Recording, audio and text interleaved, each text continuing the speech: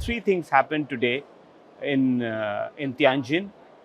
First was Prime Minister Narendra Modi. He addressed the summit of the SCO leaders, which was chaired by Chinese President Xi Jinping.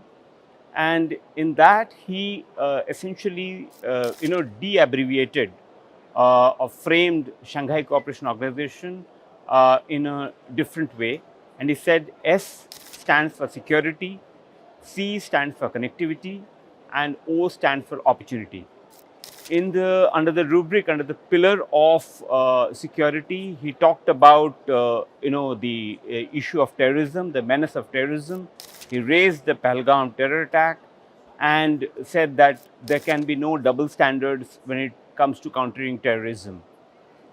He also, he raised the issue of connectivity. In connectivity, he talked about the projects of Chabahar as well as the international north-south transport corridor.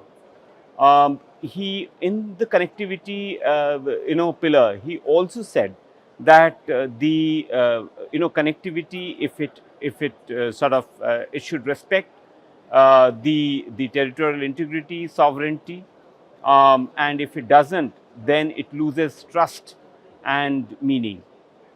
Under the rubric and pillar of opportunity, we talked about the reforms, the opportunities that exist in SCO, and he proposed a new SCO civilizational dialogue amongst other initiatives, and that is something that is new.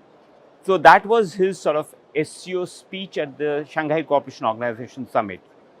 The second thing that happened was the Tianjin Declaration came out, which is the Shanghai Cooperation Organization's leaders' statement, the country's statement.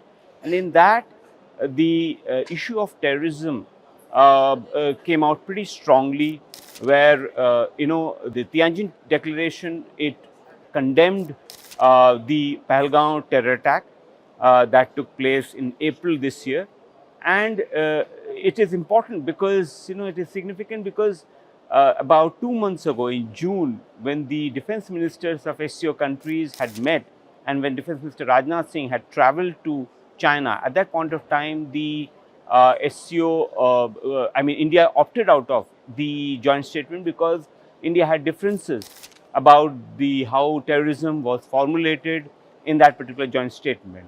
2 months later, in fact, that the issue has been resolved, it has been changed, and now this time Pahalgam terror attack found a mention along with the Jafar Express in Pakistan as well. So we saw sort of a compromise there, but having said that, there was a very strong stance that was reflected in the Tianjin Declaration. Firstly, they talked about the fact that the terrorism should be condemned in all its forms and manifestations, and there should not be any double standards there. The third key takeaway and the meeting that was really watched out for and anticipated was the bilateral meeting between Prime Minister Narendra Modi and Russian President Vladimir Putin. And in that meeting, which basically came days after India has been slapped with tariffs, about 25% tariffs, totaling up to 50% tariffs by the US administration for buying Russian oil. This meeting is very significant. And in that meeting, the Prime Minister, and President Putin, Prime Minister Modi and President Putin, they discussed deepening of collaboration and cooperation in trade, essentially indicating that they are going to continue buying Russian oil from Russia, and despite the threat and the tariffs that have been imposed. Apart from that, the Indian Prime Minister also talked about the Ukrainian conflict, in which he said that he appreciated the efforts that have been made for peace and ending the conflict, resolving the conflict, and also said that the recent efforts, he welcomed them, and also said that all parties should work constructively to take the process forward. So this essentially indicates about the meeting between US President Trump and Russian President Vladimir Putin in Alaska that took place last month.